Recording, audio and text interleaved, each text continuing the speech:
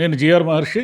అంబటి రాంబాబు గారి ఇంటికి ముద్రగడ పద్మనాభం గారు తదితర కాపు నాయకులంతా చాలామంది వచ్చారు.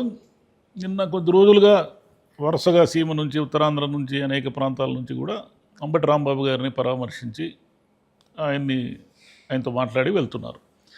ఇదంతా కూడా కాపులు పోలరైజేషన్, అంటే కాపులంతా కూడా కూటమికి వ్యతిరేకంగా మారుతున్నారా అనే దాని అంత అంత పెద్ద మాట చెప్పలేము, కానీ మొత్తం మీద సంథింగ్ ఏదో జరుగుతూ ఉంది. ఎందుకు జరుగుతూ ఉందంటే, ఇప్పుడు అంబటి రాంబాబు గారు సరే, ఆయన గుంటూరు ఆ ఏరియాకు సంబంధించిన నేత, మాజీ మంత్రి. ఆయన రాష్ట్రంలో ఆయన అంటే తెలియని వాళ్ళు కూడా ఎవరు లేరు.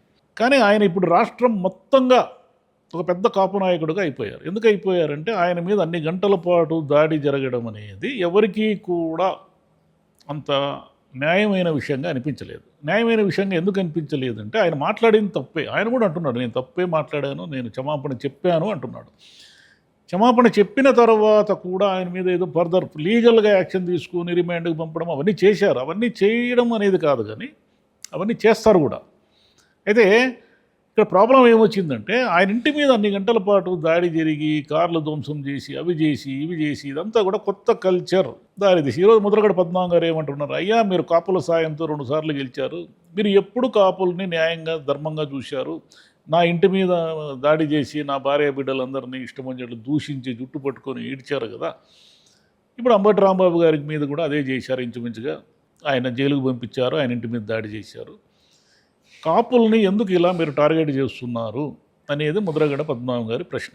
ఎందుకంటే ముద్రగడ పద్మనాభం గారికి ఒక పొలిటికల్ హిస్టరీ ఉంది. చాలామంది ఆయన ఏదో అప్పుడప్పుడు ఏదో మాట్లాడుతుంటారు, ఏదో ఈ మధ్య ఏదో రెడ్డి అని పేరు మార్చుకున్నారు, ఇలా అంటుంటారు. కానీ అసలు కాపునాడు, కాపు ఉద్యమాన్ని ఒక తీవ్ర స్థాయిలో రాష్ట్ర స్థాయి ఉద్యమంగా మార్చిన మొదటి వ్యక్తుల్లో ఆయన ఒకరు.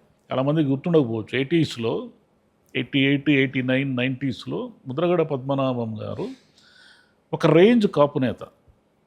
ఆయన తన ఉద్యమాన్ని లేదా కాపు ఐడెంటిటీని రాష్ట్రంలో ఫోకస్ చేయడానికి కారణమైన వ్యక్తుల్లో ఆయన ఒకరు. సరే, తర్వాత కాలంలో ఆయన రాజకీయంగా కొన్ని తప్పిదాలు చేయొచ్చు, పొరపాట్లు చేయొచ్చు. కాపు ఉద్యమం అనేది అంత తీవ్రంగా పొలిటిసైజ్ కాకపోవచ్చు. చిరంజీవి గారు వచ్చినప్పుడు చిరంజీవి గారి పట్ల విపరీతంగా పోలరైజ్ అయినా కూడా ఎందుకో చిరంజీవి గారు అధికారంలోకి రాలేకపోయారు. తర్వాత పవన్ కళ్యాణ్ గారు కాపు నాయకుడిగా, అంటే ఆయన ఒప్పుకోరనుకోండి, నేను జనసేన అంటారు, కానీ బేసిక్గా కాపు కమ్యూనిటీ మొత్తం పవన్ కళ్యాణ్ వైపు, అంటే మెజారిటీ పవన్ కళ్యాణ్ గారి వైపు నిలబడింది. సరే, మొన్న ఎన్నికల్లో అంతకుముందు ఎన్నికల్లో చిచ్చుగా ఓడిపోయిన ఆయన మొన్న ఎన్నికల్లో గెలిచారు. ఈ 2 ఏళ్లలో, దాదాపు 2 ఏళ్లలో ఏం జరిగింది అంటే, పవన్ కళ్యాణ్ గారు పదే పదే చంద్రబాబు నాయుడు గారికి విధేయత ప్రకటించడము, పదే పదే ఆయన ఇంకా 15 ఏళ్ళు ఉంటాననడము, ఇవన్నీ కూడా ఎక్కడో కాపు సామాజిక వర్గంలో ఒక రకమైన అనీజినెస్ క్రియేట్ చేస్తున్నాయి. అంటే ఈయన ముఖ్యమంత్రి ఎప్పటికీ కాడు, మనం ఎప్పుడూ కూడా చంద్రబాబు నాయుడు గారికి విధేయంగా ఉండాలి, ఈయన ఉప ముఖ్యమంత్రిగా ఉంటాడు, కానీ చంద్రబాబు నాయుడు గారు విదిలించిన 1, 2 పదవులు తీసుకొని మనం తృప్తి పడుతూ ఉండాలి. ఇంతకు మించి మనకు రాజకీయ అధికారం కాపులకి భవిష్యత్తులో రాకుండా ఈయనే పెద్ద అడ్డంకిగా మారుతున్నాడు అనే విషయాన్ని కొంత ఆలోచించే వాళ్ళకి అర్థమైంది. కానీ ఇప్పుడు ఏం చేయాలి? ఇప్పటికిప్పుడు ఏం చేయాలి? ఇప్పటికిప్పుడు ఎవరు లీడ్ చేస్తారు? కాబట్టి ఈ సమస్యలన్నీ చాలా ఉన్నాయి. ఈ సమస్యలన్నిటి మధ్య రాంబాబు గారి మీద జరిగిన దాడి ఏమైందంటే, రాంబాబు గారిని ఒక కాపు ఉద్యమ నాయకుడిగా మార్చేసింది. ఎలాగంటారా?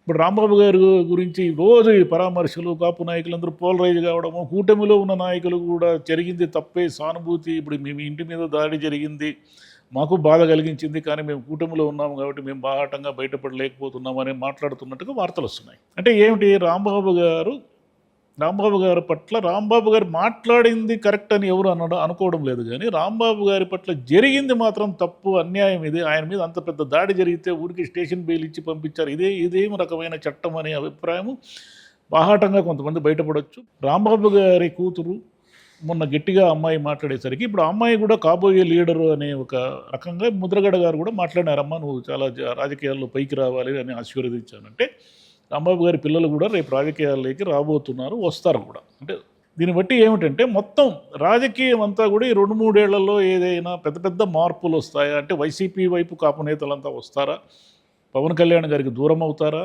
లేదంటే వాళ్ళ పర్సనల్ ఐడెంటిటీ కోసం ఏదైనా ఒక ఆత్మగౌరవ నినాదము, పోరాటము చేస్తారా? ముందు ఏం జరుగుతుందంటే, పవన్ కళ్యాణ్ గారు చెప్పిన మాటల ప్రకారం ఇంకో 15 ఏళ్ళు తెలుగుదేశం హయాంలోనే ఉండిపోతారా? ఇది వాళ్ళు రేపు 29లో వచ్చే ఎన్నికలకు పోలరైజేషన్ అంటే సమీకృతము కావడం ఎటువైపు అనే దాన్ని బట్టి 29 ఎన్నికల ఫలితాలు చాలా మటుకు మారుతాయి. అది ఏమిటనేది మనం వేచి చూడాలి. Thank you.